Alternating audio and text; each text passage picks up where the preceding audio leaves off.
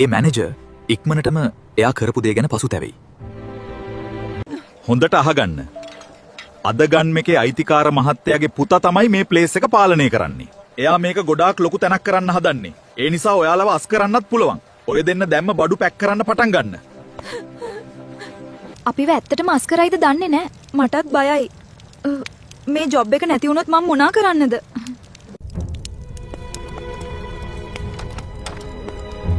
දැකලා පුරුදු මූණක්.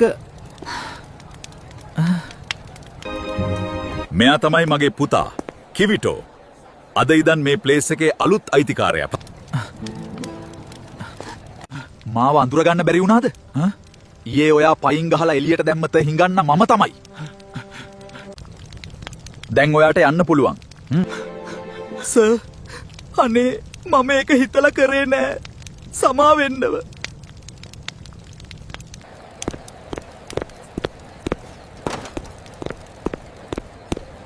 සල්ලි තියෙන හැමෝම ලොකු මිනිස්සු නෙවෙයි. හොඳ හදවතක් තියෙන අය තමයි ඇත්තටම වටින මිනිස්සු. අද ඉඳන් ඔයාලා මට උදව් කරන්න ඕන මෙතන තව දියුණු කරන්න. ඔයාගේ හදවතත් ඔයා වගේම ගොඩාක් ලස්සනයි. ස්ට්‍රෝබරිනා.